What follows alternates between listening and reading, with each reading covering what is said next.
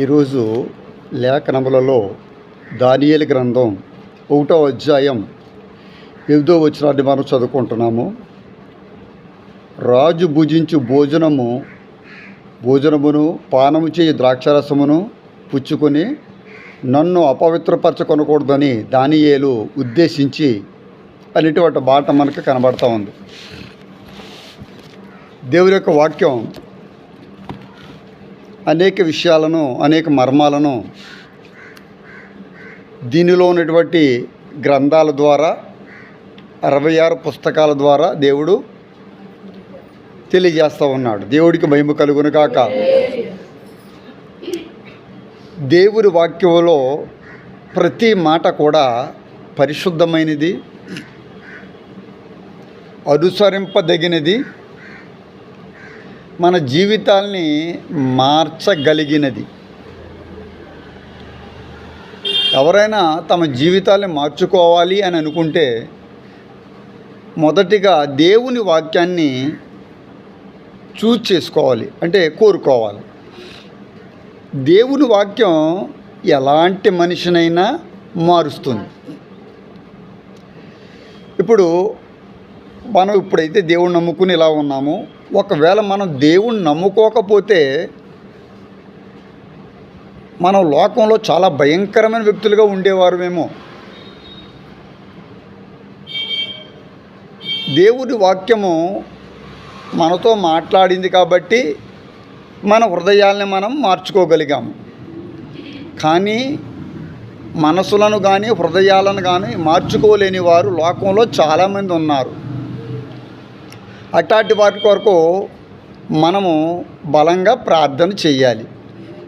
ఈ రోజున మనకు పరిశుద్ధాత్మ దేవుడు దానియేలు గ్రంథం ద్వారా మాట్లాడుతూ ఉన్నాడు. దానియేలు గ్రంథం చాలా సుపరిచితమైన గ్రంథం క్రైస్తవ లోకానికి. దానియేలు అనగా సింహాల బోనని, దానియేలు గ్రంథం అనగానే మరి షద్రకు మేషకు అబేద్నెగోలని, వారు అగ్నిలో నడిచారని, మేనే టేకేల్ ఒఫార్సినని, రాజుగారిని దేవుడు అడవిలోనికి పంపించి గడ్డి తినిపించాడని, ఇత్యాది విషయాలైతే బాగా తెలుస్తాయి. అంటే అవి మాత్రమే ఎక్కువగా వెలనొట్టాడు అనమాట. కానీ ప్రతి మాటలో కూడా నేను దేవుని మర్మాన్ని వెతుక్కుంటూ ఉంటాను. నేను వచనం కాదు, వర్డ్ అంటే ఒక చిన్న పదములో కూడా దేవుడి మర్మం బయటపడుతూ ఉంటుంది. చిన్న పదంలో కూడా ఆ పదం నీ జీవితాన్ని మార్చడంలో తప్పకుండా సహాయపడుతుంది. దేవుడికి స్తోత్రాలు, ఏమి డౌట్ లేదు. ఎలాంటి వ్యక్తినైనా సరే, ఎలాంటి అవసరతలో ఉన్న వ్యక్తి అయినా సరే, ఆ అవసరాన్ని తీర్చబడడానికి ఆ పదం ఉపయోగపడుతుంది. ఆ వచనం తప్పకుండా మీకు సహాయము చేస్తుంది. ఈవేళ మీరు దేవుడి సన్నిధికి రాకుండా ఉన్నారనుకో, ఈ వాక్యానికి మీకు సంబంధం లేకుండా పోతుంది. గత ఆదివారం మీరు వాక్యం ఏమి విన్నారు చెప్పండి?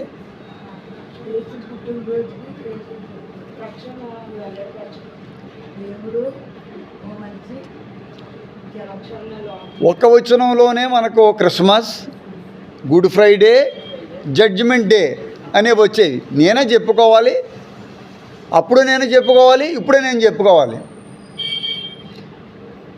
మీరు మనుషులైతే, మీరు దేవుని బిడ్డలైతే మీరు అగ్గిలా ఉంటారు. నేను ఖచ్చితంగా చెప్పడంలో మీరు అన్యతా భావించడాన్ని నేను నమ్ముతున్నాను. మీలో ఖచ్చితత్వం లేదు, షార్ప్నెస్ లేదు. ఇది మరి ఎప్పుడు వస్తుందో నాకు తెలియదు. చనిపోయిన తర్వాత అయితే రాదు ఎవరికి. చచ్చిపోయిన తర్వాత దీన్ని సంపాదించుకోవడం కుదరదు. షార్ప్నెస్ ఉండాలి. దెబ్బలో స్కుదిగా ఉండాలి. కత్తి పదునుగా ఉండాలి. కత్తి పదునుగా ఉండాలి. సచ్చినోడు ముక్కు కూడా తెగదంటారు. పదును లేని కత్తిని. మీరు అలాంటి వారని చెప్పడంలో మీకేమైనా సంశయం ఉంటే మీటింగ్ అయిపోయిన తర్వాత మనం మాట్లాడుకోవచ్చు. విశ్వాసం లేని క్రైస్తవులు, పదును లేని కత్తులు ఒకటే. వచ్చిన వారు చెప్పకపోయినా రానివారు ఇద్దరు ఒకటే కోవ, ఏమీ తేడా ఏమీ లేదు. ఎందుకంటే మీరు వస్తారు, వింటారు, తర్వాత మళ్ళీ అడిగింది చెప్పలేరు. కొంతమంది రారు, వినరు, లోబడరు, అంగీకరించరు. మీరు దేవుడి మందిరాన్ని, దేవుని వాక్యాన్ని, దేవుని సన్నిధిని ఎంతగా ప్రేమిస్తారో నేను క్లియర్గా చెప్తున్నాను, వినండి, నా వైపు చూడండి. మిమ్మల్ని అప్పుడు దేవుడు కూడా అంతే ప్రేమిస్తాడు. In the way you love God, in the same way only God loves you. మీరు ఎంతగా ప్రేమిస్తారో అంతగా దేవుడి ప్రేమను మీరు చూస్తారు. అబ్రహాము గారు ఎంతగా ప్రేమించారు అంటే తన ప్రియాతి కుమారుని బలి ఇవ్వడానికి అసలు ఈ లోకంలో ఏ తల్లి ఏ తండ్రి ఒప్పుకోదు. నాకు దేవుడు వద్దండి, బైబిల్ వద్దండి, నాకు దేవుడు నామం వద్దు, దేవుడు వద్దు, దేవుడు వాక్యం వద్దు, దేవుడి సన్నిధి అక్కర్లేదు, నా పిల్లలు నేను బాగుంటే చాలు అని అనుకోలేదు అబ్రహాము.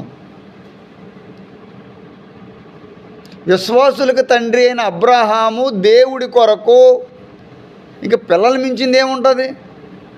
సాధారణంగా పిల్లలే ఎవరికైనా అన్నిటికంటే ఎక్కువగా ఈ లోకంలో మనం ప్రేమిస్తాం.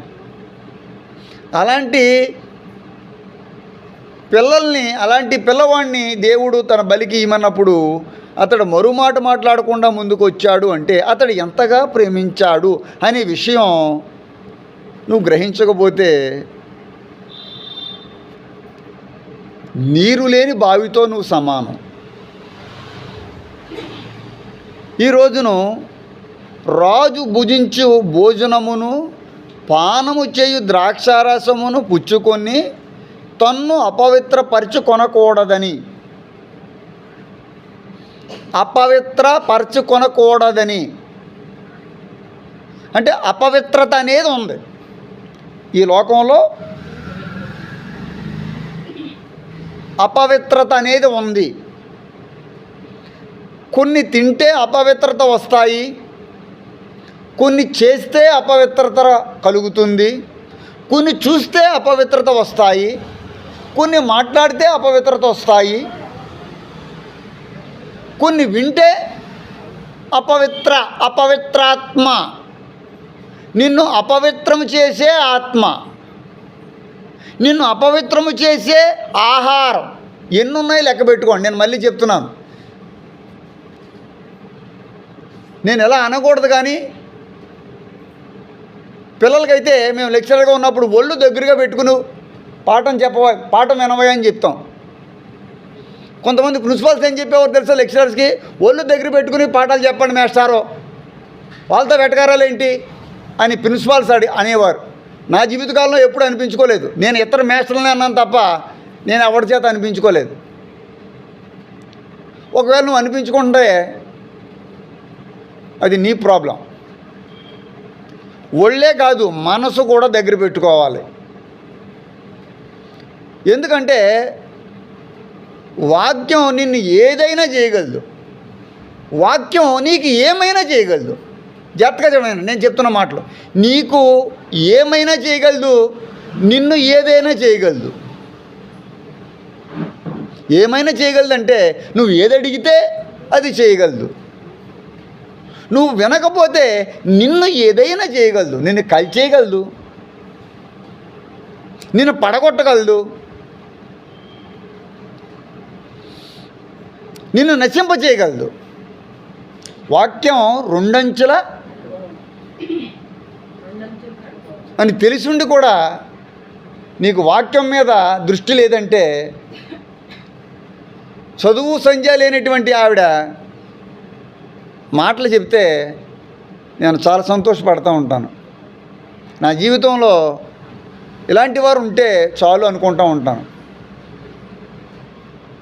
ఆవిడికి చదువు లేదు, అక్షరం జ్ఞానం లేదు పాపం.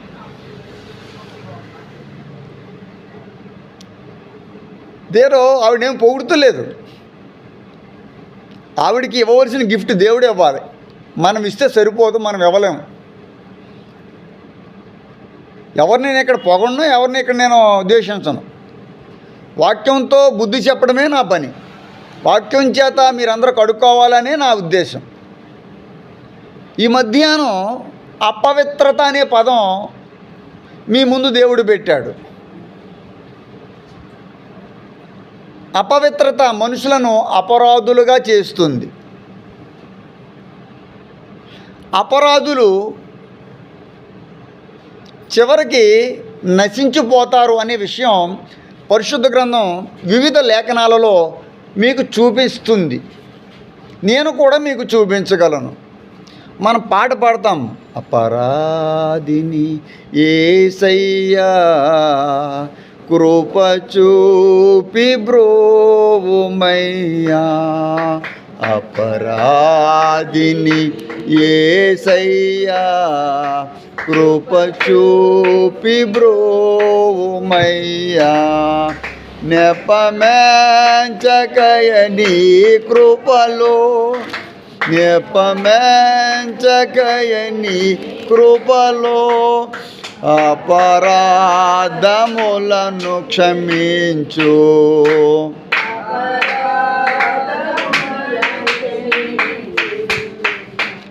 అపరాధిని యేసయ్యా కృప చూపి,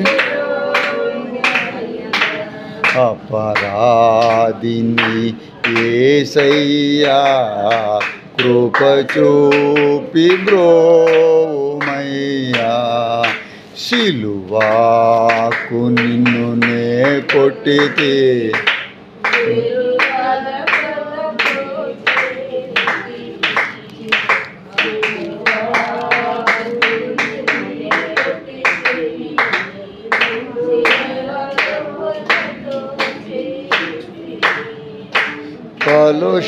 కలుషాబులను మోపితిని, కలుషాంబులను మోపితిని, దోషుండనేను ప్రభువా,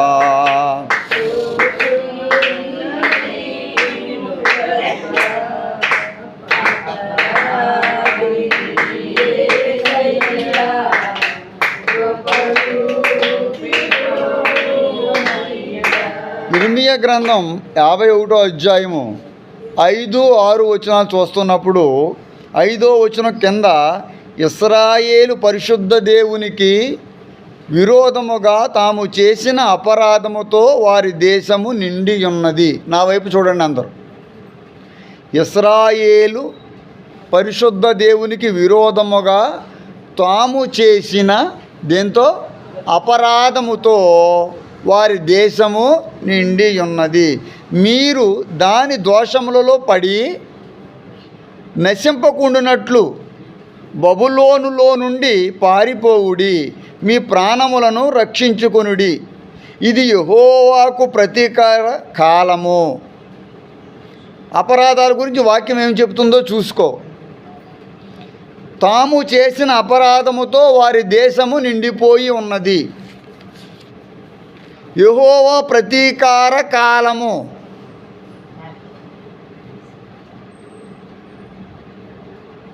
అన్ని కాలాలు నీవై ఉండవు. నీకు ఇచ్చిన కాలంలో నువ్వు దేవుడి కొరకు నిలబడకపోతే దేవుని నుండి నీ మీదకు వచ్చేది ఇలా చూడమ్మా, ప్రతీకార కాలం. ప్రతీకార కాలం అంటే దేవుడు ప్రతీకారం తీర్చుకునే కాలం. వాక్యాన్ని నేర్చుకోండి, వాక్యాన్ని వినండి, నేర్చుకోండి సమగ్రంగా. ఇది నా ఇష్టానుసారంగా నేను చెప్పవలసిన వాక్యం కాదు, చెప్పేది కాదు. దేవుని వాక్యం ఉన్నట్టుగా ఒక సబ్జెక్ట్ తీసుకుని దాని సబ్జెక్ట్ ప్రకారం మనం మాట్లాడుకుంటాం. దానియేలు అనే వ్యక్తి ఆయన అంటున్నాడు, రాజు భుజించే భోజనము కానీ పానం చేసే ద్రాక్షరసం కానీ నేను పుచ్చుకుని నేను అపవిత్రపరచుకొనకూడదు. అంటే తాను ఏ విధంగా జీవించాలనుకున్నాడు? పవిత్రముగా, పరిశుద్ధముగా. మీరు ఎలా జీవించాలనుకుంటున్నారు? మీ నిర్ణయం ఏమిటి? మీరు ఎలా జీవిస్తున్నారు? ఇక్కడ 2 ప్రశ్నలు ఉన్నాయి. మీరు ఎలా జీవిస్తున్నారు? 1. నెంబర్ 2, మీరు ఎలా జీవించాలనుకుంటున్నారు? కొంతమంది పాపాన్ని విడిచిపెట్టి ఇక పాపం చేయకూడదు అనుకుంటారు. మీరు మీ అపరాధాలని విడిచిపెట్టి మీ కుటుంబంలో నుండి దేవుడి ఉగ్రతను పోగొట్టుకోవాలనుకుంటే ఇది మంచి కాలము. ఇది మీరు మారడానికి మంచి సమయం. లేదంటే మీకు దేవుడు ప్రతీకార కాలం ఎలాగుంటుందో మీరు గ్రహించలేని జ్ఞానం. బైబిలు మనకు బోధిస్తూ ఉంది. మీరు గ్రహించవలసిన జ్ఞానాన్ని కూడా బైబిలే చెబుతుంది. ఎందుకంటే మీలో ఎవరికైనా జ్ఞానం తక్కువ ఉన్న ఎడల నన్ను అడగండి, నేను మీకు జ్ఞానాన్ని తెలియస్తాను. యెహోవా యందు భయభక్తులు కలిగి ఉండుటయే జ్ఞానము, జ్ఞానమునకు మూలము. The fear of God is the main thing for wisdom. You know friends, you got to be wisdom. You should possess wisdom. అంటే మీకు జ్ఞానం ఉండాలి. చాలామంది దేవుణ్ణి నమ్ముకుంటారు కానీ అజ్ఞానము నుండి బయటపడలేరు. అవివేకం, అపవిత్రత చాలా ఉన్నాయి. అపరాధములు, అపరిమితమైనటువంటి కృపతో నిండిన దేవుడు. భూమి ఎంత ఉందో ఆయన కృప అంత ఉంది. భూమికి ఆకాశం ఎంత ఎత్తుందో ఆయన కృప అంత ఎత్తైనది. ఇది పొందాలి అంటే మీరు అపవిత్రత నుండి బయటపడాలి. హల్లెలూయా. అపవిత్రత అనేది, ఉదాహరణకి మనము ఏదైనా ఫంక్షన్కి వెళ్తున్నాం అనుకోండి, మాసిపోయిన బట్టలు ఎవడైనా వేసుకుంటాడా? ఎంత లేనివాడైనా వేసుకుంటారా? చెప్పండి, వేసుకుంటారా? మరి ఏం వేసుకుంటారు చెప్పండి? మంచి బట్టలు వేసుకుంటారు. ఉన్న దాంట్లో ఆ ఫంక్షన్ బట్టి నీట్గా ఉండే బట్టలు వేసుకుంటారు. కొత్తగా ఏమైనా బట్టలు ఉంటే అది ఎవరికైనా డిస్ప్లే చేయాలని మీకు ఆనందం ఉంటే కొత్త బట్టలు వేసుకోవచ్చు.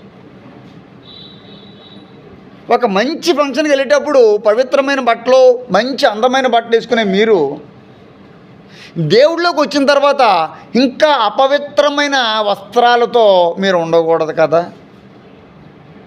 అపవిత్ర అంటే ఒక రకంగా మనం భావించడం కాదు, చాలా రకాలుగా అపవిత్రత మనలో ఉంది, మన మీదకు వస్తుంది. మనం తినే వాటిలో అపవిత్రత ఉందంటే మీరు ఆశ్చర్యపోవచ్చు. మరి తినే వస్తువుల్లో అపవిత్రత ఉంది కాబట్టే కదా దావీదు రాజుగారు భుజించే భోజనమును కానీ ఆయన పానం చేయి ద్రాక్షారసమును కానీ పుచ్చుకొని నేను అపవిత్రపరచబడకూడదు. I don't want to be defiled. మీకు బాగా చెప్తాను. ఈ రోజున మనకి మొబైల్ ఫోన్ ఉంది. మొబైల్ ఫోన్ ఓపెన్ చేస్తే అన్నీ అపవిత్రమైనవి వచ్చేస్తాయి మనకి. అవునా కదా? మీకు తెలుసు. మీకు తెలియనట్టుగా మీరు ఉండక్కర్లేదు, మీకు తెలుసు. మొబైల్ ఫోన్ అంతా కూడా టోటల్గా సాతానుడు క్యాప్చర్ చేశాడు. ఇప్పుడు మొబైల్ కాదు, బైబిల్ కాదు, మొబైల్ బైబిల్. చెప్పండి, మొబైల్ బైబిల్. ఇప్పుడు మొబైల్లో బైబిల్ని కూడా పెట్టేశాడు. మొబైల్లో అన్నీ అపవిత్రమైనవి ఉంటాయి. ఈ అపవిత్రమైన వాటితో కలిపి బైబిల్ని కూడా వెళ్ళిపోయింది. ఇప్పుడు దైవజనులు మొబైల్ తీసుకుని వాక్యం చెప్తున్నారు. తెలుసా మీకు ఆ విషయం? పరిశుద్ధ గ్రంథం పట్టుకోవట్లేదు. మీరంటే బైబిల్ పట్టుకుని తెచ్చుకొని వస్తున్నారు కానీ మిగతా వాళ్ళందరూ కూడా సెల్ ఫోన్లోనే వాక్యం చూసుకుంటున్నారు.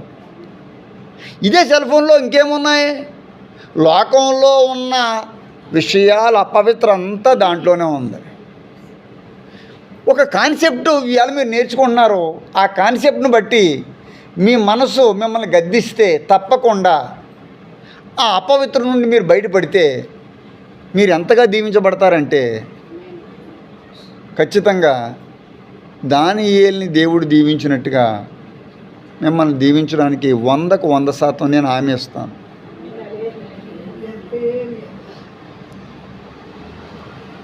మీరు గద్దించడం మీరు దీవించబడ్డానికే కానీ ఏమన్నా లేటుగా ఎందుకు వస్తావమ్మా నువ్వు అని గద్దించడంలో అది ప్రేమ లేకపోతే ద్వేషమా? లేటుగా వస్తావేటమ్మా నువ్వు గుడికి అంటే ద్వేషమా ప్రేమ? మీకు ద్వేషానికి ప్రేమ కూడా తేడా తెలీదా?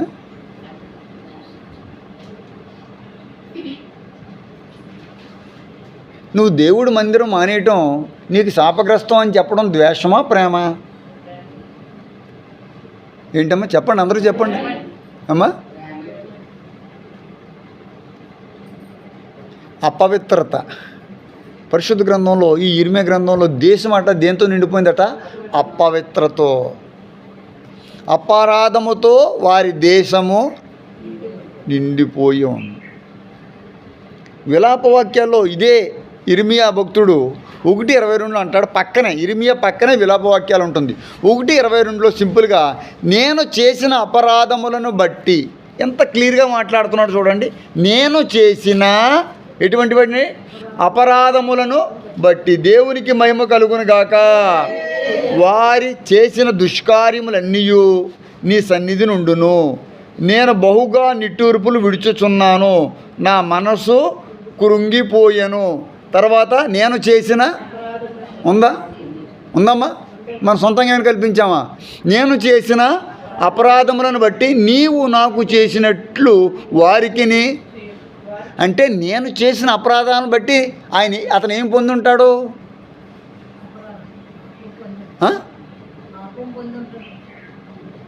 సరి అయిన పదం. అపవిత్రను బట్టి పవిత్రపరచబడతాడా? ఇక్కడ వాక్యం చదువు తల్లి. నేను మిమ్మల్ని నేను ద్వేషంతో కాదు, మిమ్మల్ని కరెక్ట్ చేస్తున్నాను. నేను చేసిన అపరాధం నీవు నాకు చేసినట్లు వారికి చేయము. అంటే ఇతనికి ఏం చేసి ఉంటాడు? అపరాధాలను బట్టి మంచి చేయడం ఏంటమ్మా? వాక్యం ఏం చెప్తుంది మీకు అర్థమవుతలేదా? ఎవరు చేసిన అపరాధాలను బట్టి? ఎవరు రాశారు ఇది? ఇర్మియా. ఏముంది మళ్ళీ చదువమ్మా, పర్వాలేదు అదే చదువు. ఆ పదం ఏంటమ్మా? నేను చేసిన అపరాధాలను బట్టి ఏం చేస్తాడు దేవుడు? వెనకాల ఏమ్మా, అపరాధాలను బట్టి శిక్ష ఉంటుంది తప్ప ఏమోండి మంచి దీవెన వస్తుందేమో. అపరాధాలను బట్టి దీవెన వస్తుందా? ఏమ్మా శుభ్రంగా తినేసి వచ్చింటారు బహుశానే. నేను చేసిన అపరాధాలను బట్టి అని ఉందంటే అర్థం ఏంటి? అంటే నువ్వు అపరాధిగా నువ్వు ఇంకా దేవుడి దృష్టిలో ఉంటే నీ మీదకు వచ్చేది ఏమిటి? దేవా నేను చేసిన అపరాధాలను బట్టి నువ్వు నన్ను శిక్షించినట్లు వారికి కూడా చేయి. అంటే అపరాధాలకి మొట్టమొదటిగా మీరు నేర్చుకున్న పాఠం ఏంటంటే ఏముంటుంది? ఇప్పుడు నేర్పించాను, మరలా జీవితకాలంలో మర్చిపోకూడదు. అపరాధాలకి డబ్బులు ఇస్తారండి, ఇస్తారు, బయట ఇస్తారు. అపరాధం ఎవరినైనా చంపేమనుకో డబ్బు సంపాదించుకోవచ్చు మర్డర్ చేస్తే. ఎవరిదైనా డబ్బు కాజేసామనుకో, ఏ భూమో లాక్కున్నామనుకో డబ్బు సంపాదించవచ్చు. ఇక్కడ ఇస్తారు, కానీ అక్కడే కూడా దేవుడు. అక్కడి నుంచి మన మీదకి వచ్చేది ఏంటంటే శిక్ష. ఇప్పుడు అపరాధాలంటే ఏమిటి? ఏవి అపరాధాలు? అపరాధాలకు వచ్చే ఫలితం ఏమిటంటే మొట్టమొదటిగా శిక్ష. ఇప్పుడు శిక్షలో ఎవరున్నారు? మనం ఉన్నాం. దేవుడికి స్తోత్రం గట్టిగా చెప్పు. ఎవరున్నారంటే మీరు లేరేమో. అంటే ఒకరు చెప్తాను కానీ చెప్పరమ్మా. మీకు గుడికి వచ్చేటప్పటికి బ్రెయిన్ అంతా ఆగిపోద్దామా? ఏమండి బ్రెయిన్ పనిచేయదంటారా? ఇప్పుడు అపరాధంలో ఎవరున్నారంటే మీరే ఉన్నారంటుంది ఒక ఆవిడ. బాగా చెప్పావమ్మా అన్నాను. అపరాధము చేసిన వారికి వచ్చేది పక్కన పెడితే ఇప్పుడు ఎవరు అపరాధులు? అపరాధిని యేసయ్య కృప చూపి అని పాట పాడుతున్నాం. అపరాధిని అంటే ఎవరు? అపరాధులు ఎవరు? నేనే అపరాధనా? అది మేమే అన్నారు. మేమే అంటే ఎంతమంది ఉన్నారు? అందరం కోసం కాదు, మీరందరూ. నేను అందరిని అడుగుతున్నాను, చెప్పండి. అది దేవుడికి మహిమ కలుగును గాక. మీ దగ్గర నేను చెప్పలేక కాదు, మీ దగ్గర నుంచి కరెక్ట్ అయిన ఆన్సర్ వచ్చిందనుకో, ఒక్కరికి వచ్చిందనుకో, మిగతాది అందరికీ వస్తుంది. పాఠం చెప్పే తీరు ఇలాగే ఉంటుంది, మీకు తెలియదు. మీ బుర్రలకి పాఠం ఇలాగే చెప్పాలి, ప్రశ్నించాలి. వచ్చిన వారిని ప్రశ్నిస్తే వారి దగ్గర నుంచి సమాధానం రాబట్టడం ఒక కళ. అది అందరికీ రాదు, చెప్పుకుని వెళ్ళిపోతాడు. క్రిస్మస్ అంటే ఏంటి? బూర్లు పొడగలో, అమ్మ క్రిస్మస్ అంటే యేసుబాబు పుట్టాడమ్మా, దేవుడికి స్తోత్రం గట్టిగా చెప్పండి అని గంటలు గంటలు చెప్పుకుని వెళ్ళిపోతాడు. పాట పాడించేస్తాడు. అమ్మ కానుకలు పట్టుకుందామమ్మ అంటాడు. వద్దంటే మానేస్తాడా? కానుకలు పట్టుకుందామండి అమ్మ, మరి మీటింగ్ అయిపోయింది కదా అంటే వద్దండి అయ్యగారు మీలాటలు అన్నారనుకో, మానేస్తాడా? మరి ఎందుకు అలా అడగడం? ఎందుకు అలాంటి మాట్లాడటం? కనుక ప్రశ్న అనేది చాలా అవసరం. అన్నిటికంటే ముఖ్యమైనది దైవజనుడు ప్రశ్నించడం అనేది మీకు ఉత్తమమైనటువంటిది. వాక్యం చెబుతుంది. ఇదే 1:20 విలాపవాక్యాలు 2:1 పక్కన చూస్తే 2:1 ప్రభువు కోపపడి సియోను కుమార్తెను ప్రభువు ఏం పడి పైన ఏం చదివారు? అంటే అపరాధాలను బట్టి కిందకి దేవుడికి ఏమొచ్చింది? ఎవరు కోపపడి? ఎవరు? దేవుడి కోపం. ప్రభువు కోపపడి సియోను కుమార్తెను, సియోను కుమార్తె ఎవరు? ఆవిడెక్కడ ఉంటుంది? సియోను కుమార్తె ఎవరు చెప్పాలా? ఏమండమ్మా ఆవిడ వయసు ఎంతమ్మా? ఈ వయసు ఎంతమ్మా అమ్మా? సియోను కుమార్తె సంఘం అంటే ఎవరమ్మా? నేను, ఇక్కడ ఉన్న వాళ్ళు అందరూ దేవుడు నమ్ముకున్న వాళ్ళు అందరూ. ఇప్పుడు సియోను కుమార్తెను ఏం చేయడు అంటే ఏంటి అర్థం అమ్మా? అంటే ఏంటంటే అర్థం అమ్మా? కప్పేసినట్టు లెక్క. దేంతోనండి కప్పెత్తే ఏమవుతుందమ్మా? అది దేవుడికి మహిమ కలుగును కాక. మేఘాలు వేసేస్తే ఏమవుతుంది? ఇప్పుడు మీ జీవితాలు ఎలా ఉన్నాయి? చీకటి పోవాలంటే లింక్ మనకు లింక్ దొరకాలి. బైబిల్లో లింక్ దొరికిందనుకో అసలు మీకు అపరిమితమైన ఆనందం ముందు వచ్చేస్తుంది. మీకు బైబిల్లో ఉన్న లింక్ తొలగిందా మీరు ఎలాగంటారంటే మీరు పవర్ఫుల్ అయిపోతారు. మీరు ఎలా ఉండరు? బచ్చల్లా ఉండరు. మీరు బలంగా ఉంటారు. బచ్చా ఆట ఆడేవారు చిన్నప్పుడు. బచ్చా ఆట తెలుసా? అంటే రాళ్ళు వేసుకుంటారు. బచ్చా, ఒరే నాకు బచ్చా వచ్చిందంటారు. బచ్చా అనమాట. అంటే పనిగా బచ్చా అంటే ఏంటి? ఏం పనికిరాదు. అది రాయి అంటే రప్పది. మీరు బచ్చల్లా ఉండకూడదు, బలంగా ఉండాల. ఇశ్రాయేలు అందరూ బచ్చల్లా ఉన్నారు. దావీదు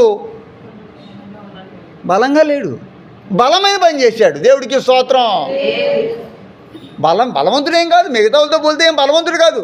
గొలియత్తో పోలితే బలవంతుడా? సౌలు దగ్గరున్న సైనికులతో పోలిస్తే బలవంతుడా? యుద్ధశాల శూరుడా? వయసు అనుభవజ్ఞుడా? శాస్త్రాలన్నీ నేర్చుకున్నాడా? No, nothing. బలమైన కార్యం చేయడానికి నిలబడాలి. హల్లెలూయా గట్టిగా చెప్పు. చేతులు పైకెత్తి హల్లెలూయా చెప్పండి. బలమైన కార్యం జరగడానికి దేవుడు ఆలోచిస్తున్నాడు. ఈ పేటను మార్చాలి, నీ కుటుంబాన్ని మార్చాలి. నువ్వు రోజు వాక్యం వింటున్నావు తప్ప నీ జీవితంలో మార్పు కోసం నువ్వు ప్రయత్నం చేయడం లేదు. దేవుడు తలంచుకున్నాడంటే మేఘాలతో కప్పేయగలడు. దేవుడు తలంచుకున్నాడంటే మేఘాలన్నీ తీసేస్తాడు. దేవుడి వరకు ఎందుకు? దేవుని పెట్టినా నేనైనా వర్షం గెట్ అవుట్ అన్నాను అనుకో, వెళ్ళిపోవలసిందే. ఖచ్చితంగా చెప్తున్నాను నేను. జస్ట్ గో అంటే మేఘం పోవలసిందే. ప్రభు గార్డెన్లో నీళ్ళు వెళ్ళిపోతున్నాను, కొంచెం వర్షం కురిపించమని దేవుడిని అడిగితే కొండపోతగా వర్షం రావాల్సిందే. ఆయనలో శక్తి మనకి ఇవ్వాలని దేవుడు కోరుకుంటున్నాడమ్మా. ఆయన ఏమై ఉన్నాడో మీరు అదే ఉండాలి. ఆయన ఏమిటో మీరు అదే. కానీ మీరు అలా లేరు, మీరు అలా ఉండటం లేదు. అపవిత్రత వాక్యం చెప్తుంది. దావీదు అంటాడు, దేవా వారిని అపరాధులుగా తీర్చుము అంటాడు కీర్తన 5:10. సింపుల్గా చెప్తున్నాను. దావీదు అంటాడు, చూసుకో, వాక్యం తెరుచుకో స్పీడ్గా, పదే పదే వాక్యం తెరువు, వాక్యం చదువు, ఇంటికి వెళ్ళిన తర్వాత వాక్యం చదువు, బైబిల్ని తలంచు. బైబిల్లో ఉన్న మాట ఏంటి? దేవా వారిని అపరాధులుగా తీర్చు. దేవా వారు ఏం చేశారట? వారు నీ మీద తిరగబడ్డారు. వారిని ఎలాగా అంటే ఇప్పుడు ఎవరు అపరాధులు చెప్పమ్మా? ఎవరు? గట్టిగా వాయిస్ బలంగా అమ్మ. కాదు అక్కడ ఉన్నట్టు చెప్పండి. తర్వాత ఎవరో మీ ఇప్పుడు అదే ఎవరో అడుగుతాను, అప్పుడు మీరు మేమని చెప్పచ్చు. తిరగబడిన వారు ఎవరమ్మా? ఎవరి మీద? ఇప్పుడు మీ ఇంట్లో ఎంతమంది ఉన్నారు?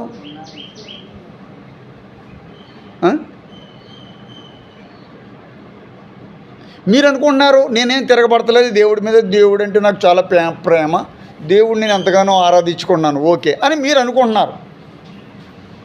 అని దేవుడు అనుకుంటే మంచిదే, మీరు అనుకుంటే కుదరదు. మీరు అనుకుంటే సరిపోదు, నేను అనుకుంటే సరిపోదు. ఎవరు అనుకోవాలా?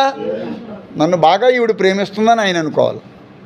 ఇప్పుడు నేను అడుగుతున్న ప్రశ్న ఏంటంటే, దేవా వారిని మీద తిరుగుబాటు చేస్తున్నారు, వారిని ఇప్పుడు ఎవరు అపరాధులు అంటే ఆయన మీద తిరుగుబాటు చేసేవారు అందరూ కూడా దేశము ఎవరితో నిండిపోయిందట? అపరాధులతో నిండి ఉన్నది. దేవా నీవు నాకు చేసినట్లు వారికి కూడా చెయ్యి. ఏం చెయ్యి? నాకు శిక్ష విధించావు, వాళ్ళకు కూడా శిక్ష. అంటే అపరాధుల మీదకు పడేది ఏమిటి? ఇప్పుడు అపరాధులు అంటే ఎవరని అడిగారు? ఎవరని చెప్పారు మీరు? ఏం చెప్పారమ్మా? మరి ఈ శిక్ష నుండి వాళ్ళని తప్పించవలసిన బాధ్యత నీకు లేదండి? సరే, సమాజాన్ని మనం ప్రేమించలేకపోతున్నాం. సపోజ్ మనకు శత్రువులు ఎక్కువ ఉన్నారు, మనకి సహాయం చేసిన వాళ్ళు లేరు. సరే, వాళ్ళు మీరు ప్రేమించలేకపోతున్నారు ఏదో కారణాన్ని బట్టి. కానీ నీ కుటుంబస్తుల్ని కూడా నువ్వు ప్రేమించుకోకపోతే ఎట్లా? కానీ వాక్యం అలా చెప్తులేదు. యాక్చువల్గా వాక్యం ఏం చెప్తుందంటే, ప్రపంచంలో ఉన్న ప్రతి పురుషుని గురించి, స్త్రీ గురించి, మంత్రి గురించి, ప్రధాని గురించి, ప్రధానుల కొరకు, అందరి కొరకు ఏం చేయాలట? మొదటి తిమోతి 2వ అధ్యాయం 1-2 వచనాలు.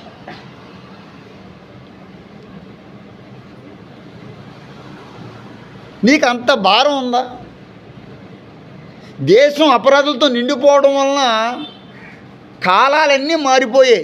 చూడండి, ఇది మిక్సర్ కాలంగా ఉంది. ఇది ఇప్పుడు మనం ఎటువంటి కాలంలో ప్రవేశించామో తెలుసండి. ఏది వర్షాకాలం, ఏది ఎండాకాలం తెలియటం లేదు. మీరు సీజన్ చూసి కూడా మీరు గ్రహించడం లేదు. నేనైతే అందరూ ఆ చెట్టుని చూస్తారో, నేను ఆ చెట్టు ఎందుకు అలాగా అయిందని నేను చూస్తాను.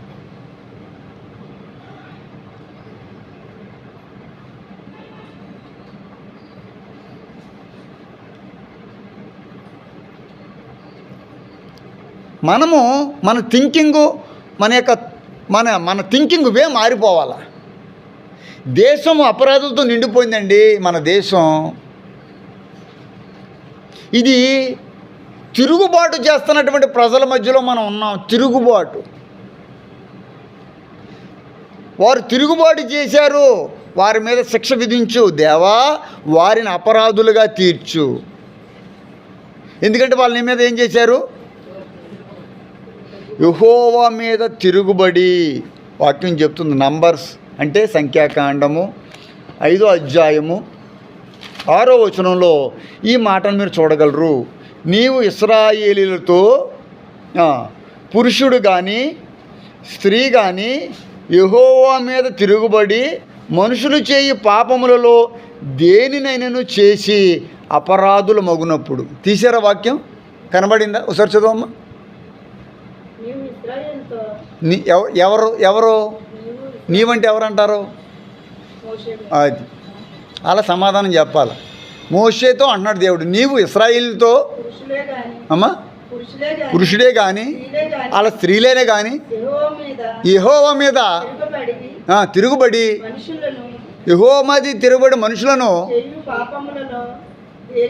అంటే తిరుగుబడిన వారు దేని కింద లెక్క? అది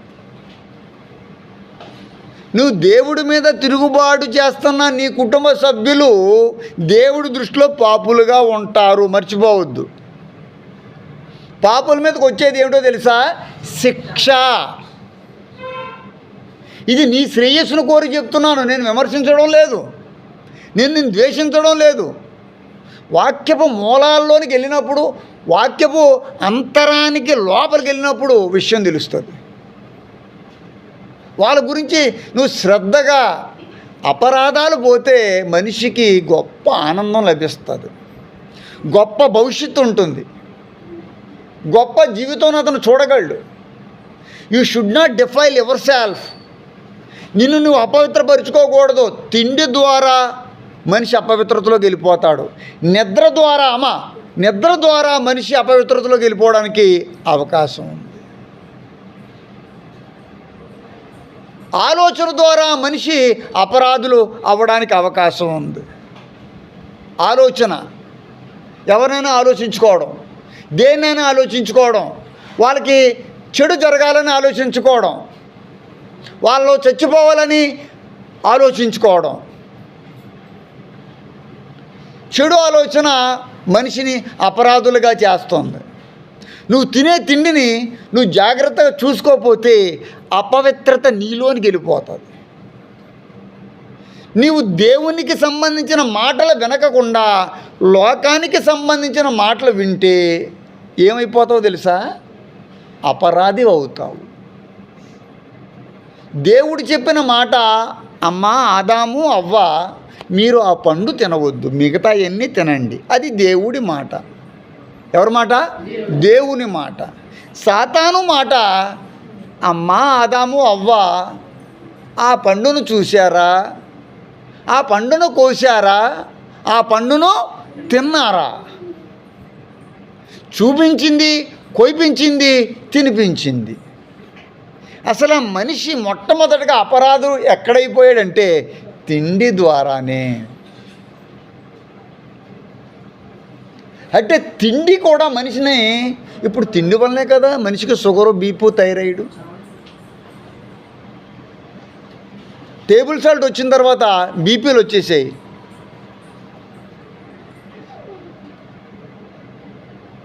షుగర్ వచ్చిన తర్వాత మనిషికి డయాబెటీస్ వచ్చేసింది.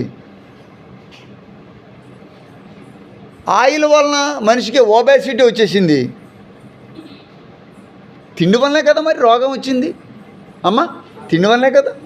ఎక్కువ తింటే ఏమవుతుంది? అజీర్తి చేస్తుంది. దానివల్ల మనిషి ఏమవుతాడు? కొంచెం కాలం రోగి అవుతాడు. అసలు తినలేదు ఏమవుతాడు? రోగి అవుతాడు. తినకపోయినా రోగి అవుతాడు, ఎక్కువ తింటే రోగి అవుతాడు. అంటే తిండి మనిషిని శాసిస్తుంది, చూసారా? కానీ ఎలా తినాలి, ఏమి తినాలి?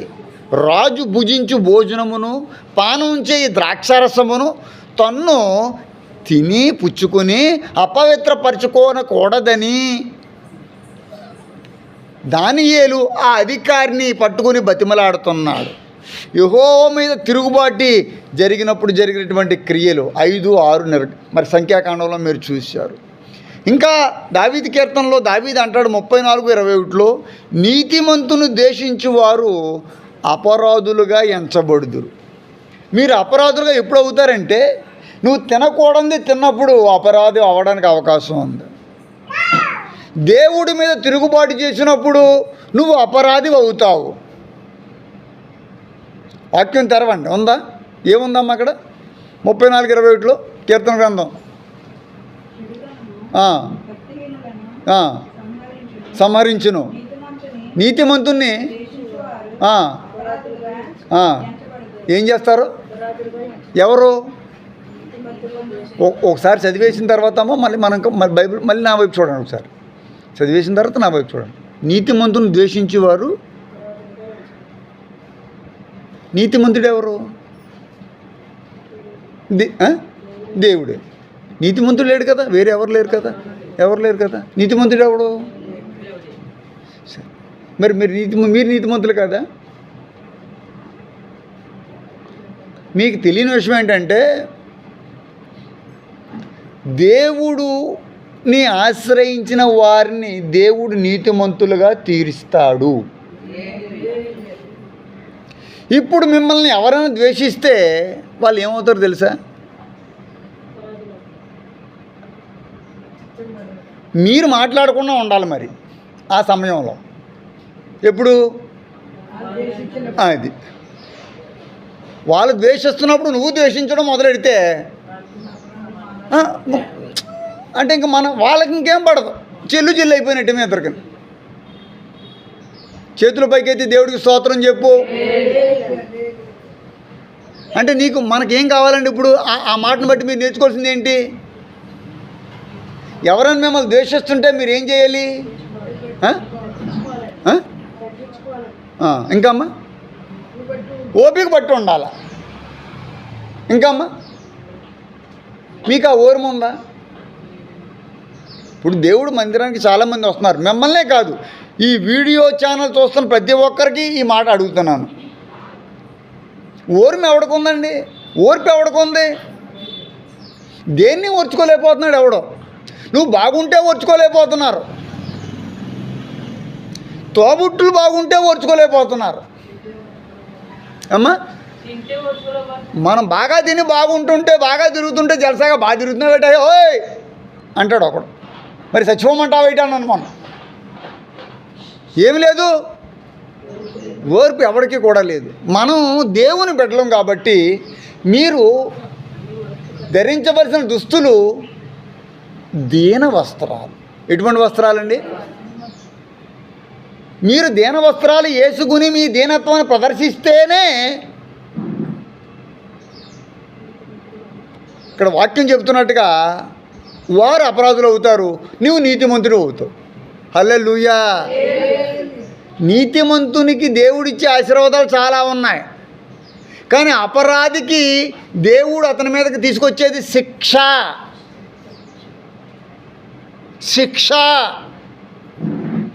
ఆ శిక్ష నుండి తప్పించుకోవడానికి దేవుడు నీకు అవకాశం ఇచ్చాడు. నీ ఇంటి వారిని కూడా నువ్వు తప్పించడానికి దేవుడు నీకు బలము, ఓర్పు, శక్తి, ఆత్మనిస్తాడు. నువ్వు బలపడాలా. నువ్వు దేవుడు వాక్యం దగ్గరకు వస్తే బలపడతావు. నువ్వు పనుల దగ్గరికి పోతుంటే, పనులన్నీ చేస్తుంటే నీకు దేవుడి బలం ఎందుకు వస్తుంది? నువ్వు లోకంలో తిరిగితే నీకు దేవుడి బలం ఏముంటుందమ్మా? నువ్వు దేవుడికి ఇవ్వలేని రోజుని నువ్వు శాపగ్రస్తురాలివి. నేను డబ్బు గురించి మాట్లాడతలేదు దయచేసి. దేవుడి సమయం దేవుడికి ఇవ్వని వాడు శాపగ్రస్తుడు. అవునా కాదా మీరు చెప్పండి. మీరు నాతో మీరు నాకంటే పెద్దలు మీలో ఉన్నారు. నాకంటే వాక్యాలు ఎన్నోసార్లు, నేను పుట్టకముందు మీరు వాక్యం వినడం ప్రారంభించారు. నేను పుట్టకముందే మీకు దేవుడు అంటే తెలిసిన వాళ్ళు ఉన్నారు మీలో. మీరు చెప్పండి. నీతిమంతుని ద్వేషించేవారట అపరాధులుగా ఎంచబడతారట. ఇప్పుడు నువ్వు గుండె మీద చేసుకుని శబాష్ అనుకో ఒకసారి. శబాష్, ఇలా శబాష్ గట్టిగా గుండె మీద కొట్టేసుకోకండి, ఇలా కొట్టుకోండి. శబాష్ గట్టిగానండి, శబాష్ గట్టిగానండి అమ్మా. శబాష్ శబాష్ శబాష్ అనండి అమ్మ, ఎలా శబాష్. ఎందుకు చెప్పండి. నీవు దేవుడు పక్షాన ఉన్నావు, దేవుడు నీకు ఒక అవార్డు ఇచ్చాడు. అమ్మా, నిన్ను ఎవడైనా ద్వేషిస్తే వాడిని నేను అపరాధిగా తీర్చుతాను. అపరాధికి ఏమేస్తాడు? ఇంక నువ్వేమి భయపడక్కర్లేదు. పగలు ఎండ దెబ్బకైనాను, రాత్రి వెన్నెల దెబ్బకైనాను, మధ్యాహ్నం ఎగురు ఏ తెగులుకైనాను నువ్వు భయపడకుందు. నీతిమంతుని గుడారము వర్ధిల్లును. హల్లెలూయా గట్టిగా చెప్పండి. నేను అడుగుతున్న ప్రశ్న ఒక్కొక్కసారి మధ్య మధ్యన ఒక్కొక్క ఇంపార్టెంట్ పాయింట్ చెప్తూ ఉంటాను. నీ గుడారం, నీ ఇల్లు వర్ధిల్లుతుందా?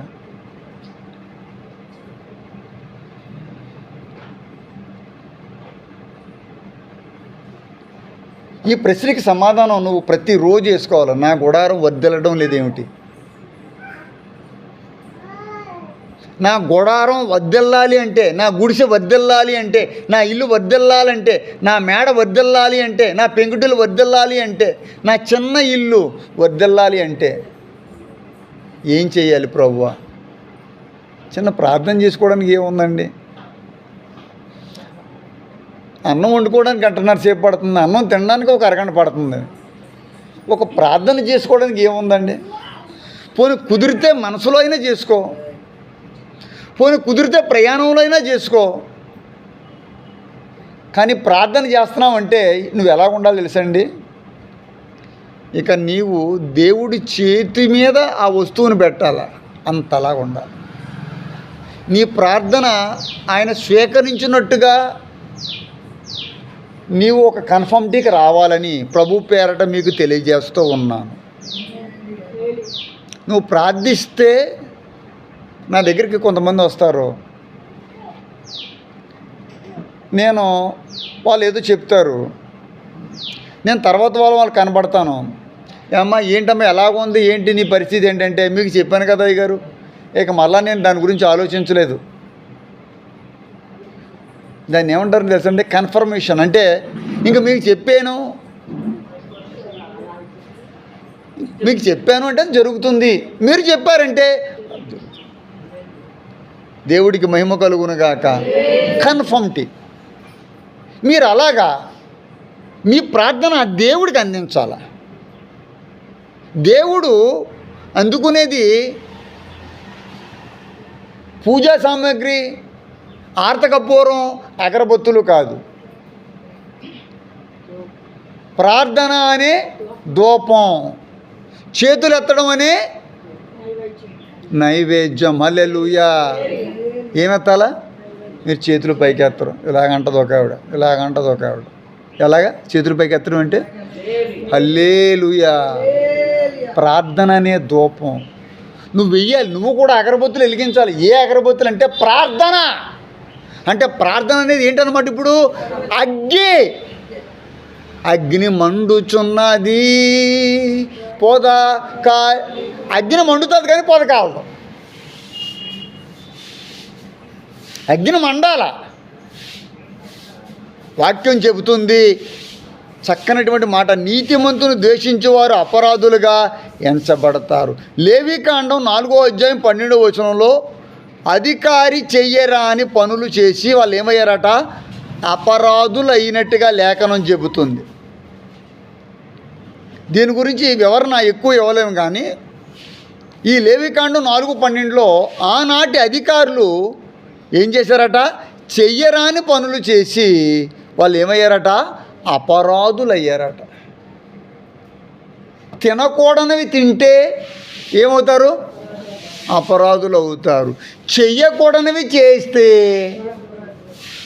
అంటే ఇప్పుడు అపరాధాలు ఎన్ని రకాలుగా అపరాధాలు అవుతారో మీరు అంచనా వేసుకుని మీరు జాగ్రత్తగా ఉంటే మీ మీద శిక్ష ఉండదు. ఒకవేళ తెలుసుకుని కూడా మీలో మార్పు రాకపోతే శిక్ష కన్ఫర్మ్. రోమీయులకు రాసిన పత్రిక 5:16లో వాక్యం చెప్తుంది, తీర్పట ఒక్క అపరాధ మూలంగా వచ్చింది. తీర్పు అనేది ఒక్క అపరాధ మూలంగానే వచ్చింది. జాగ్రత్తగా చూడండి, వాక్యం తెరవండి.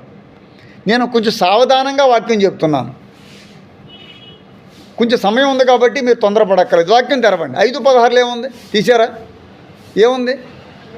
మరియు పాపము చేసి పాపం చేసిన ఒకని వలన శిక్ష విధి కలిగినట్లు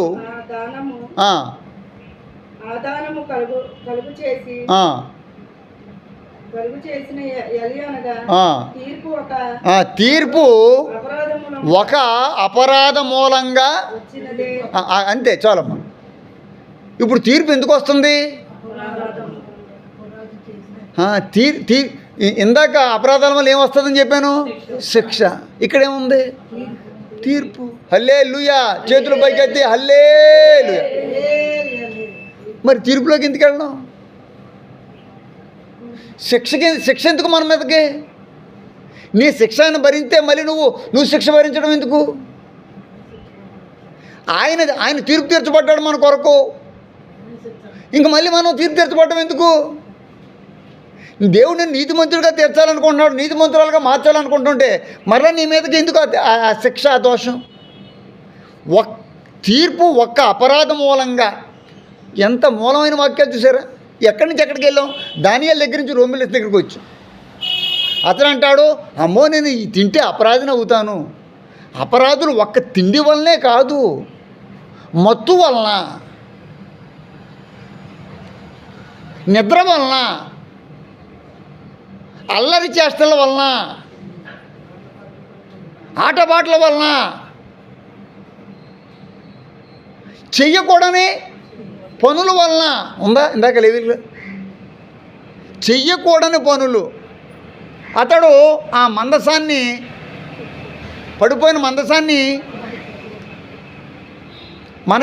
మనము లోకపరంగా చూస్తే అదేం తప్పేం లేదు. There is no, what is the mistake there? ఈరోజుకి చాలామంది అడుగుతూ ఉంటారు పెద్ద వాళ్ళు. అక్కడ ఆయన ఆజ్ఞాపించాడు, అయ్యా అది మందసం అంటే అది నేను అక్కడికి వచ్చి మాట్లాడేది, ఇంక అది ఎవరు ముట్టుకోకూడదు, ఒక లేవీలు తప్ప, ఒక యాజకులు మాత్రమే ముట్టుకోవాలి. అది నీకు సంబంధించింది కాదు. అక్కడ మెయిన్ ఏంటంటే మానవత్వంగా ఆలోచించకూడదు, దైవత్వంగా ఆలోచించాలి ప్రతిదీని. మీరు అలా ఆలోచిస్తున్నారా? మీ జీవితంలో, మీ కుటుంబాల్లో జరిగే ప్రతి కోణం అలా మీరు దైవికంగా ఆలోచించగలరా? దైవికంగా అనిస్తేనే, ఆలోచిస్తేనే దైవిక కోణం బయటపడుతుంది. మీకు బాగా అర్థమయ్యేటట్టుగా చెప్తాను. అనంతపురంలో కానీ, కర్నూలులో కానీ, తిరుపతిలో కానీ, చిత్తూరు ఏరియాల్లో కానీ వజ్రాలు ఎక్కువ దొరుకుతాయమ్మ. వజ్రాలు ఈ వర్షాకాలంలో ఎక్కడెక్కడో నుంచి మన ఆంధ్రప్రదేశ్కి వచ్చేసి వాళ్ళు వజ్రాలు వెతుక్కుంటారు. మీరు మామూలుగా రోడ్డు మీద వెళ్ళిపోతారో ఏంటి రాళ్ళు రప్పలు అనుకుంటారు మీరు. ఎందుకంటే దానిలో ఏది వజ్రం అనేది మీకు తెలియదు. ఈ వజ్రాలు వెతుక్కునేవాడికి మాత్రమే. ఎందుకంటే అక్కడున్న రాళ్ళ కొప్పనాడు ముందు వెతుకుతాడు. నువ్వు మొట్టమొదటి దేవుని వెతకాలి. హల్లెలూయా గట్టిగా చెప్పు.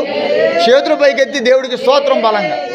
ముందు నువ్వు దేవుని వెతకాలి. నీకు వజ్రం కావాలంటే నువ్వు మొట్టమొదటి దేవుని వెతకాలి. దొరికేంత వరకు వెతకడం అంటే పైపైన వెతకడం కాదు.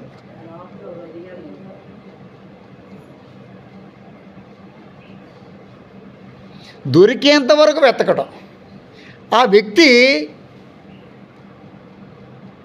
వజ్రం ఏదో అతడికి అనుభవం మీద అతనికి తెలిసిపోతుంది. ఇది వజ్రం అని ఒక కన్ఫర్మిటీ. నిన్నటి వరకు దొరికిన వజ్రాల్లో కొన్ని లక్షలు విలువ చేసే వజ్రాలు దొరికేసాయి. వజ్ర కరువురు కానీ, అనంతపురంలో, కర్నూలులో కానీ ఈ ప్రాంతాల్లో ఇక వర్షాలు పడ్డాయంటే మట్టెమో జరిగిపోయి రాళ్ళు బయటపడతాయి. రాళ్ళు, ఈ రాళ్ళు పైకి వచ్చినప్పుడు, మట్టి కిందకి వెళ్ళిపోయినప్పుడు వర్షం వచ్చి ఆ రాళ్ళను తడిపేస్తుంది, పైన మట్టి అంతా పోతుంది. అప్పుడు సూర్యుని యొక్క కిరణాలు దాని మీద పడతాయినప్పుడు గ్లేజ్గా ఉంటుంది అన్నమాట. స్టోన్ అనేది గ్లేజ్గా, అంటే ఒక స్టోన్ ఇలా చూసి మనం ఇలా చూసామనుకో అటువైపు వీళ్ళు కనబడాలి. బొమ్మరాయి తీసుకున్నారు, ఇసుకలో బొమ్మరాయి కనబడదు. ఇసుకలో బొమ్మరాలు ఉంటాయి చిన్న చిన్న, అవి వజ్రాల కింద ఉంటాయి. కాదు, ఒక స్టోన్ తీసి మనం అటేపు చూసినప్పుడు గ్లాసీగా ఉండాలి. అంటే గ్లేజ్ అంటే గ్లాస్ అంటే అటేపుది కనబడాలి. మనకి మెరుపు రావాలా, ఏం రావాలా? గ్లేజ్ రావాలా. అంతేకాకుండా వెలుగు అనేది రకరకాల కోణాల్లోంచి ఎక్కువ వచ్చేస్తుంది. అది వజ్రాలు వెతుక్కునేవాడికి ఆ నేర్పరితనాన్ని బట్టి అది అతనికి వచ్చింది. దేవుడికి స్తోత్రం.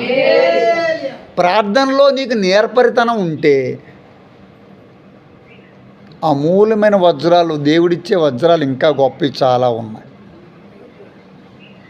ఆయన ఆశ్రయించే వారికి ఆయన కేడముగా ఉండే దేవుడు. నా కొండ కోట నీవేనయ్యా యేసయ్యా,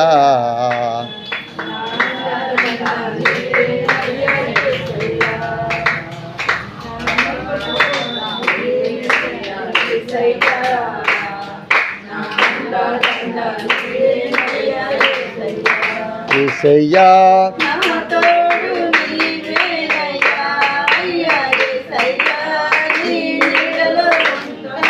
స్త్రీ మోసపరచబడి అపరాధములో పడినని మొదటి తిమోతి 2:14 మనం చూడగలం. ఇంకొక మాట చెప్పి ముగిస్తాను, జాగ్రత్తగా వినండి, మీరు ఆలోచించుకోండి. ఈ రోజున అపరాధం నుండి బయటపడటం నేర్చుకోండి. మనము అపరాధం నుంచి బయటపడితే వచ్చే ఆనందము అనిర్వచనీయం. స్త్రీ మోసపరచబడి 2:14 దేంట్లో పడింది? ఉందమ్మా, దాంట్లో ఉందా యాజ్ ఇట్ ఈస్గా ఉందా? మోసపరచబడి ఏం పడింది? ఎవరో స్త్రీ?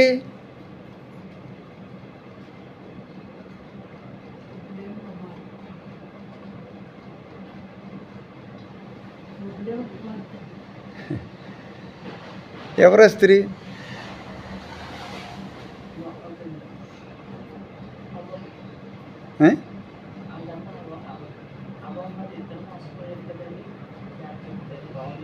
ఏమో మరి మాట్లాడమేమో నువ్వు. ఇప్పుడు తప్పు కరెక్టో పోనీ, స్త్రీ అంటే మనకి ఎవరు గుర్తు రావాలి ముందు? ఎవరు మొదట మోసపోచింది ఎవరు? మరి అమ్మా, మనం యాక్టివ్గా ఉండాలి, షార్ప్గా ఉండాలి. స్త్రీ మోసపరచబడి ఏమైపోయింది? ఇప్పుడు నిన్ను ఎవరైనా నువ్వు ఎవరి చేత మోసపరచబడకూడదు. నువ్వు మోసపోతే నువ్వు దేంట్లో పడిపోతావు? నాకు తెలియదండి, నేను నమ్మేసండి, బ్యాగ్ ఇచ్చానండి పట్టుకుంటానంటే బ్యాగ్ అట్టుకు వెళ్ళిపోయాడండి. మోసపోయింది ఎవరు? లాస్ అవ్వాల్సింది ఎవరు? ఇంకా స్త్రీని మోసపురిచాడు సాతానుడు. మోసపోయిన తర్వాత నువ్వు అపరాధి అయిపోయావు. ఆదాము అవ్వలు ఏదైనా తోటలోంచి బయటికి ఇక వాళ్ళు జీవవృక్షాన్ని తినడానికి హక్కుని ఏం చేసుకున్నారమ్మా? అంతే, టోటల్ లాస్. మీరు కూడా దేవుడు ఏదేను వనంలో ఆదాము అవ్వలను పెడితే మిమ్మల్ని తన రాజ్యంలో ఉంచడానికి మిమ్మల్ని పిలుచుకున్నాడు. ఆయన రాజ్యంలో ఉండడానికి మీకు అవసరమైన కిరీటాలు, మహిమా కిరీటం, అక్షయ కిరీటం, వాడబారిన కిరీటం, నీతి కిరీటం, ఈ ఎన్ని కిరీటాలు దేవుడు.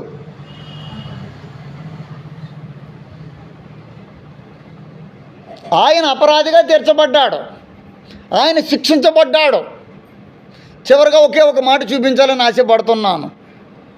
ఇది లోకంలో జీవిస్తున్న మనకందరికీ చాలా అవసరం. మత్తయి సువార్త 12:37 ఈ మాట మీరు చూడగలరు. అసలు అపరాధి అవ్వడానికి చాలా ఈజీగా ఒకే ఒకటి ఉంది. ఏంటి ఆ మాట అంటే, నీ మాటలను బట్టి నువ్వేమవుతావట? అపరాధివి అవుతావు, నువ్వు తీర్పు నొందినట్లు నువ్వు అయిపోతావని లేఖనం మాట్లాడతావు. ఎంత భయంకరం ఏంటంటే, మనం మాట్లాడే మాటలను బట్టి మనం ఏమవుతామంటే అపరాధులు. మాటను బట్టి అపరాధులు, తిండిని బట్టి అపరాధం, చేస్తున్న క్రియలను బట్టి, ఇతరులని ద్వేషించడాన్ని బట్టి చాలా అపరాధాలు ఉన్నాయి. సమయం లేదు అన్నిటినీ మనం డిస్కస్ చేయడానికి. మన ప్రవర్తన బట్టి మనం అపరాధులుగా మారకూడదు. అపరాధాలన్నింటినీ కడిగి మనకి దేవుడు పరిశుద్ధ వస్త్రాన్ని తొడిగించాడు. కనుక ఇక నీవు దీన వస్త్రం వేసుకోవడం మొదలుపెట్టి ఆయన గురించి, ఆయన మహిమను గురించి నువ్వు ప్రచురించాలి.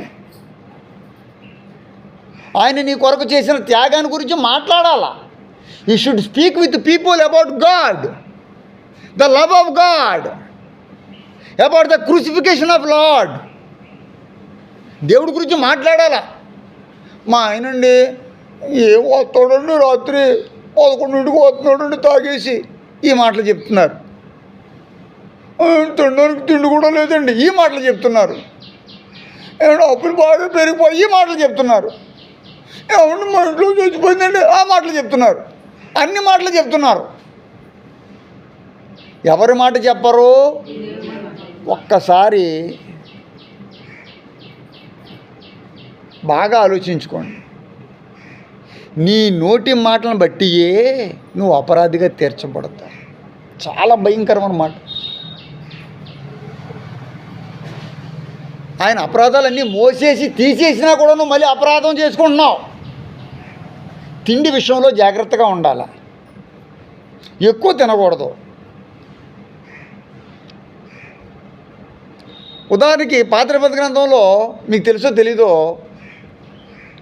రక్తం జీవం. ఏ పశువుని తిన్నప్పుడు సమయంలో అయినా సరే ఏమి ఉండకూడదట, దాంట్లోని రక్తం అనేది ఉండకూడదు. అంటే తిండి విషయంలో కూడా దేవుడు ఒక పద్ధతి ప్రాసెస్ ఉంది ప్రతిదానికి. ఒక విశ్వాసి నివసించవలసిన ఒక ప్రాసెస్ ప్రకారం వెళ్తేనే దీవించబడతాం. ఈ ప్రాసెస్ తెలియకుండా గుడ్డెత్తి వెళ్ళి ఎక్కడ మేసిందట? చేలో మేసిందంట. గుడ్డెత్తి వెళ్ళి చేలో మేస్తే ఇంక చేలో ఏముంటుంది?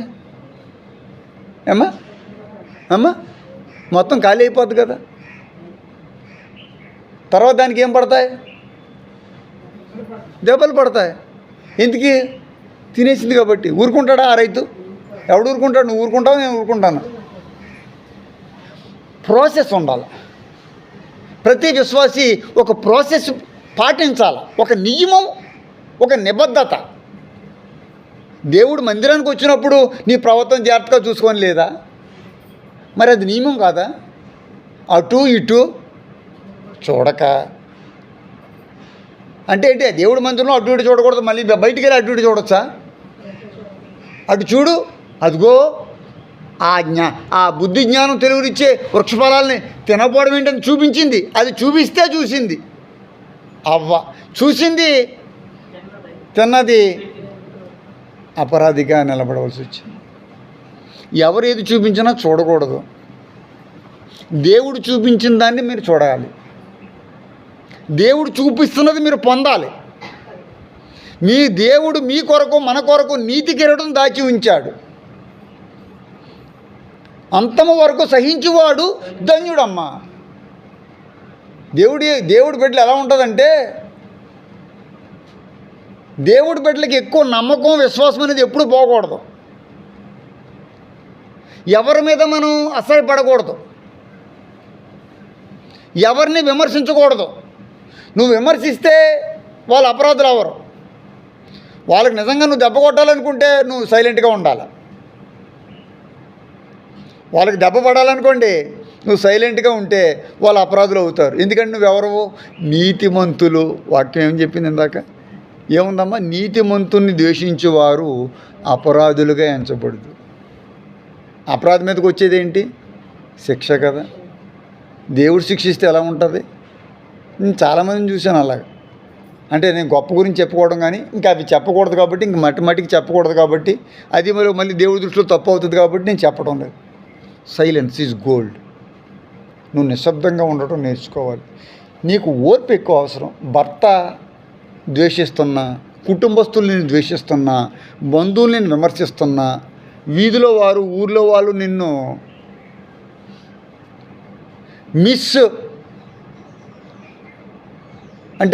నిన్ను మిస్లీడ్ చేసిన, నిన్ను విమర్శించిన, నువ్వు ఓర్పు కలిగి ఉండాలి. నీ దగ్గర ఓర్పు లేకపోతే మాత్రం నీవు కూడా వారికి మాదిరిగా అపరాధి అయిపోతావు. దావీదు అంత సిస్టమేటిక్ లైఫ్ కలిగి ఉన్నాడు. దానియేలు గారు అంత సిస్టమేటిక్ లైఫ్ కలిగి ఉన్నాడు. తిండి దగ్గర నుంచి అతని యొక్క ప్రాసెస్ మొదలైంది. కాని దేశం వచ్చాను కదా, ఏ కంచంలో తింటే ఏముంది, ఏమి తింటే ఏముందని అనుకోలేదు. అలా చేసినప్పుడు, అలా చేసి ఉంటే అతని టాలెంట్స్ బయటపడేయా? దేవుడు అతనికి ఆ దర్శనాల్ని బయలుపరిచేవాడా? ఆ భావాలు బయటపడే ఉండంటారా? భావం బయటపడాలి అంటే నువ్వు కంట్రోల్లో ఉండాలి. ఎవరి కంట్రోల్ అంటే దేవుడు కంట్రోల్లో ఉండాలి, నిగ్రహంగా ఉండాలి. దేవుడు కంట్రోల్లో మీరు ఉన్నప్పుడు దేవుడు మిమ్మల్ని ఆయుధాలుగా వాడుకుంటాడు. దేవుడికి స్తోత్రం. మీరు ఆయుధాలు అవుతారు. ఆవదాలు కాదు, ఏమవుతారు? ఆయుధాలు అవుతారు. దేవుడి చేతిలో ఆయుధం అంటే ఎలా ఉంటుంది? ఆ ఆయుధం మీరని చెప్పడంలో నేను ఏమాత్రం సందేహించడం లేదు.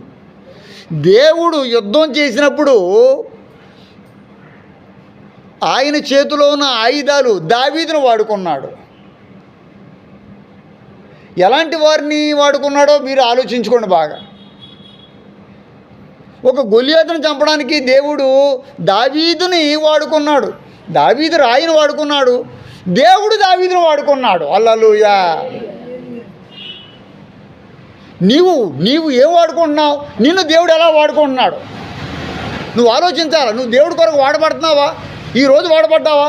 ఇప్పటి వరకు వాడబడ్డావా? ఎలా వాడబడుతున్నావు? సమాజంలో వాడబడ్డావా? సాక్ష్యం ఇస్తున్నావా?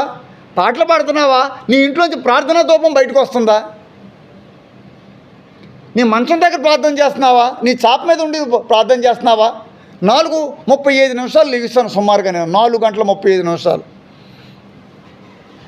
ప్రపంచం, దేశం, సంఘం, కుటుంబం, ప్రధానులు, మంత్రులు, అధికారుల కొరకు నేను ప్రార్థిస్తాను. నేను బైబిల్ పట్టుకు చెప్తున్నమాట. మీకు ఏమి డౌట్ లేదు. మీలో ప్రతి ఒక్కరిని జ్ఞాపకం చేసుకుంటాను. ఎందుకంటే నీకు సమయం ఇచ్చాను, సమృద్ధిని ఇచ్చాను, సంపదను ఇచ్చాను, సమస్తం ఇచ్చాను, మోకాల నుండి ప్రార్థన చేయలేవా అని దేవుడు రేపు పొద్దున్న నన్ను అడిగితే నేను ఏం సమాధానం చెప్పాలా? సమాధానం చెప్పలేకపోతే నేను అపరాధన అయిపోతాను. అపరాధన అయితే నా మీద శిక్ష వస్తుంది. ఎంత బతికి ఇంటి వెనకాల చచ్చినట్టుగా నేను అలాంటి చావు కోరుకోవడం లేదు. నా దేవుడు నాకు దాచి ఉంచినటువంటి మేలు నేను పొందాలనుకుంటున్నాను. మొమ్మాటికి దేవుడు నా కొరకు దాచించిన మేలు ఎంతో గొప్పదని నేను నమ్ముతున్నాను. దేవుడు నా కొరకు దాచించిన కిరీటం అన్ని కిరీటాల కంటే గొప్పది అని నేను నమ్ముతున్నాను. అలాంటి కిరీటం నువ్వు కూడా పొందాలి అనుకుంటే ఈరోజు నువ్వు ప్రార్థన చేసి నీ అపరాధాలన్నింటినీ దేవుడి దగ్గర కప్పుకోవద్దు. అపరాధములను ఒప్పుకునేవాడు ఒప్పుకునేవాడు. లెట్ us ప్రే. దేవా, నేను నా తల్లి గర్భంలోనే పాపంలో పుట్టాను, పాపంలోనే ప్రార్థన చేద్దాం. లెట్ us ప్రే. స్తోత్రం.